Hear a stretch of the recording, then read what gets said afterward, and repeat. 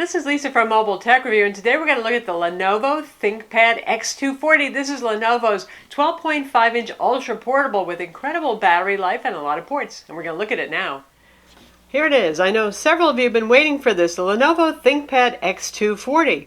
This is the upgrade for the X230, the old model, and it's a lot thinner. First off, the X230 was a pretty cool machine. It started to look really thick after a while, though. This guy is still no skinny machine, but definitely improved in terms of thickness. Also very light. With the 3-cell battery inside, built-in battery, by the way, and a second battery, we'll talk about that, which is in place here, weighs just around 3.1 pounds or so. So similar to other Ultrabooks, good long battery life there. Some more power options. Since it's a Lenovo, what do you get? You get a whole lot of ports over here. This is pretty amazing for a 12.5-inch Ultrabook. Mini DisplayPort, we have our USB 3.0 port, a VGA port. Okay, this is where I know you guys who buy consumer laptops are going, hey, VGA. Guess what? Business users need VGA. It's a good thing to have here. We do have mini DisplayPort for those of you who need higher resolution displays. Obviously, cooling vents here. The new rectangular style connector Lenovo has been using for a while. On this side, another USB 3.0 port. One of these supports charging, by the way. There's your combo headphone jack. Your SD card slot, guess what? The SD card goes in all the way. It does not stick out halfway the way it does on a lot of Ultrabooks today. SIM card slot for 3G, 4G, for those of you who want that feature. And built-in Ethernet. No little dongles to fiddle with, no USB Ethernet. Nope, it's just got Ethernet built in. Not bad for a machine that's 3 pounds, small footprint. That's Lenovo for you. On the outside, it's their new finish, which is the old matte soft touch, really grippy stuff is gone. I still kind of miss it, but this is their matte kind of metallic looking finish. It's Lenovo, so you get the magnesium roll cage inside, all sorts of durability. No problem, it's a Lenovo. You can do that with this. So for those of you who are hard on your notebooks, who travel a whole lot, many days of the year, that's a valuable feature. Flip it over. Docking port over here. We can also use the one-link dock with this, obviously. Removable battery here. Like I said, they have their power bridge technology. This is pretty cool. Inside, sealed inside, although if you take off the screws on the bottom, standard Phillips head, you can get to it. There's a 3-cell battery. This is a removable 3-cell battery. It's going to use the battery that you have that's removable first, so that's good. So you can deplete this, swap in another one, and you still have your charger mating in the internal battery. That means you can take this battery out without having the laptop power down, assuming you haven't depleted your internal battery, which you probably haven't given that scheme. 2 release latches. Lenovo wants you to make friends when you're on the go here, because as you're doing this, you've run out of hands already to try to push that battery out, but I'm going to try to shake it and get it to come out. It's in there pretty firmly, so not an easy thing to do. You'll need somebody else to grip that battery for you. Alright, my camera person very kindly helped me with that. So here's the 3-cell removable battery. Pretty thin, pretty light. Together, these are good for around 7 hours, maybe even 7.5 hours of use time with average power management settings, your brightness set to about 50%. What if that's not good enough for you? Well, here's the big chunky optional battery. This is a 6-cell battery. This one is heavier. This weighs over 11 ounces by itself. Obviously, it's a lot bigger and it's a lot thicker. It's going to stick out when you put it in a bit, but they've turned it into a kind of stand. So it's going to prop the laptop up. Kind of looks like a drag car, doesn't it? They're pretty jacked up in the rear. Not a bad angle for typing. That battery plus the built-in battery, the one that's not removable, together you'll get like up to 20 hours of use time. It's insane. That's actually use time. I don't mean that you put it to sleep for a while overnight, yada yada. No, so that's a couple of business days worth of actually using your laptop. Wow. Now, obviously, because this battery itself weighs about 11 ounces, you're bringing up the weight of this to over 3.5 pounds, but that's still, for an Ultrabook, not that bad. Call it about 3.6 pounds together. Inside, it looks like a ThinkPad. ThinkPad lovers will enjoy the look. The rest of you will say boring black box. That's up to you to decide. I like the ThinkPad look just fine. It's clean, it's modern, it's no frills. First off, touchscreen display over here. We have the 1366 by 768 model with 10 points of multi-touch. That came out first, IPS display. Now you can also get it with 1920 by 1080, which is pretty much all the rage now in Ultrabooks. That's going to add $330 to the price tag. Ow, kind of expensive there. There is no active digitizer Wacom option for this. Lenovo wants you to get the ThinkPad Yoga if you're into that, and we'll compare those in a minute. Price-wise, this starts at around $860. That's going to get you a pretty low-level configuration with a Core i3 and a spinning 500 gig hard drive. The good stuff, we're talking like Core i5-4200U or 4300U and an SSD drive if you want like 128 gigs, say, typical of Ultrabooks, and 8 gigs of RAM. That's going to run you around $1,200 to $1,400. Now you can go all the way up to that full HD display. You can get Core i7-45 or 4600U, that's 1.8 gigahertz or 2.1 gigahertz, standard Ultrabook, 15-watt CPUs all around here, by the way. Go up to 8 gigs of RAM on this, and you can be pushing $1,700. So it all depends on how you want to configure it. The middle of the road Core i5 with 128 gig SSD, again for around $1,200. For a business laptop, that's not too bad. Display goes all the way back, just like all Lenovo's ThinkPads do these days, for those of you who find a use for that. And let's show off the keyboard. As always, great keyboard.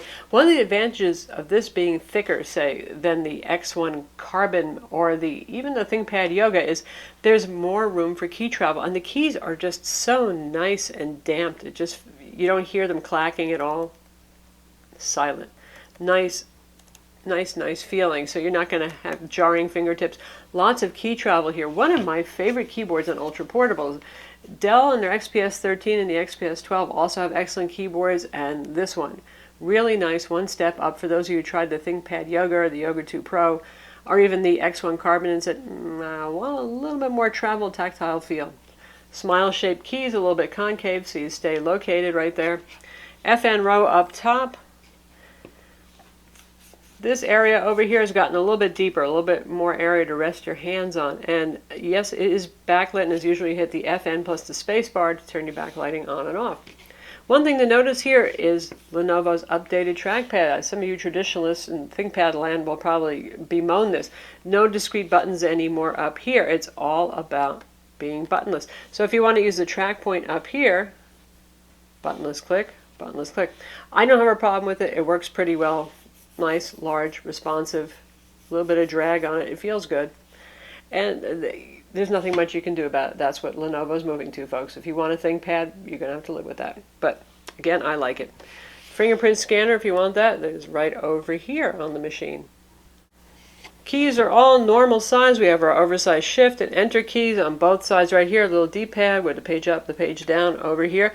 Nice, normal layout.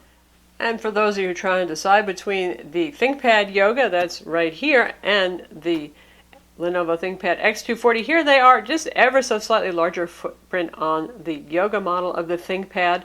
Same finish, obviously, on them, a little bit thinner for our Yoga. You can see the difference there. It's not a huge amount. You don't get Ethernet built in on the ThinkPad Yoga.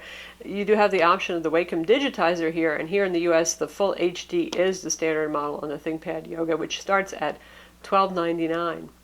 And here they are side by side, and you can see the Yoga is a little bit taller when it's open due to that kind of tablet convertible design that it's got going, and obviously this can become a full tablet over here. You're looking at what look like similar keyboards, and certainly the layout's the same, but trust me, the X240s feels better. More key dampening, less noisy. Trackpad's also quieter. Our ThinkPad Yoga has a kind of clacky, rattly trackpad. This guy doesn't.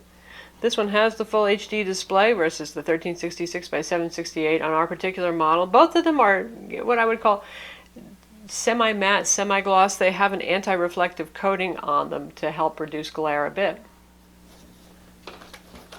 And of course, one thing you can do with the Yoga is what I just did, flip it and turn it into a tablet. Also use it in tent and presentation modes.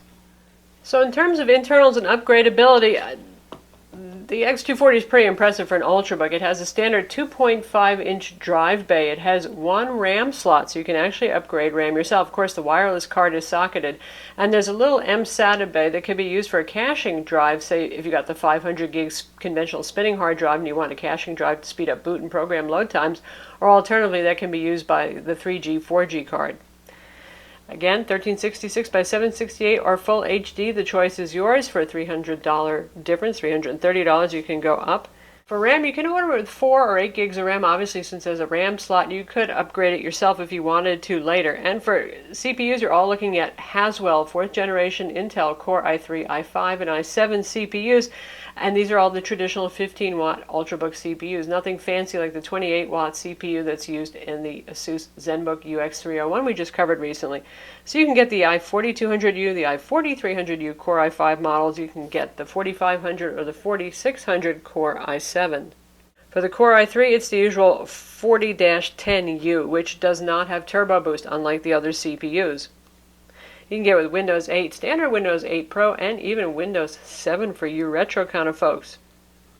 For Wi-Fi, Intel 7260, you can get it with dual band or single band. I would recommend dual band so you don't have to worry about interference on the 2.4 gigahertz band with microwave ovens, Bluetooth mice, Bluetooth keyboards, all of that kind of stuff.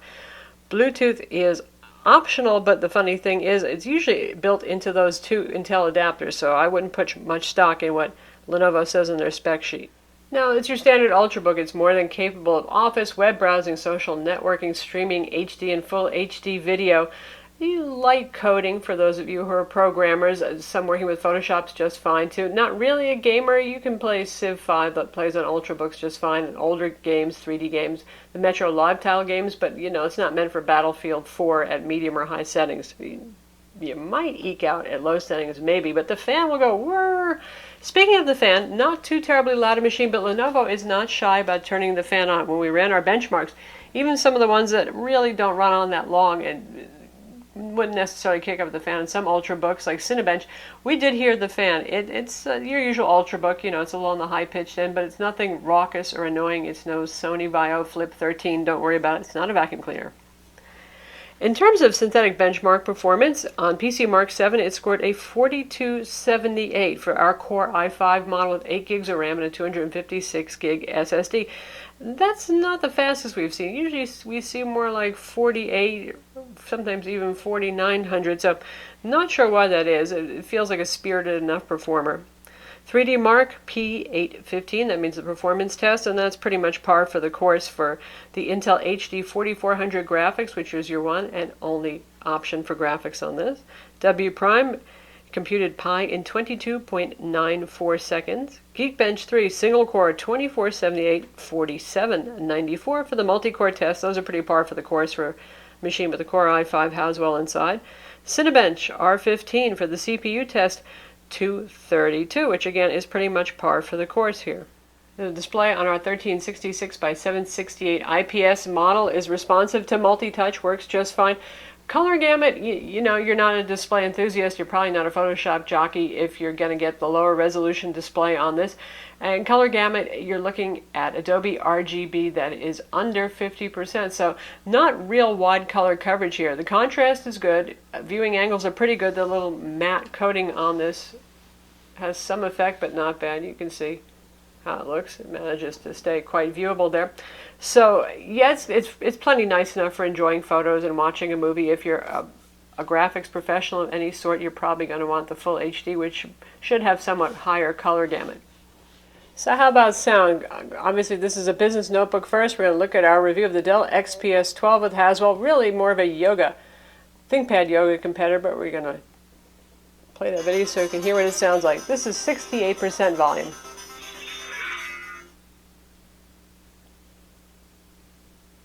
This is Lisa from Mobile Tech Review, and today we're going to look at a little harsh, a little tinny. Certainly loud though. Lenovo does a good job with Wi-Fi, and this has a single band Wi-Fi in it and had very good reception, nice and strong. So generally speaking, you don't have to worry about that with Lenovo. So who's this for? This is for the mobile professional. Obviously, it's not for those of you who are looking for wild, crazy, Gorilla Glass, sex appeal, thin, pointy designs, anything like that. It's for those of you who need that ruggedness that you got here, the incredible battery life, the nice power bridge option with the 3-cell or the 6-cell battery, so you can either have it be slim and normal looking like any Ultrabook, or you can have that bulging battery on the back, which isn't too bad a bulge. That's going to take you on for a couple of business days worth of work. Really just amazing. You get all the ports here. Again, this is the stuff that business users really crave and want, so if that's you, this is your laptop. So that's the Lenovo ThinkPad X240. Certainly for you road warriors who need something ultra portable, you got a lot of ports here. You got insane battery life and today's Haswell Ultrabook internals. I'm Lisa from Mobile Tech Review. Be sure to visit our website for the full review and don't forget to subscribe to our YouTube channel.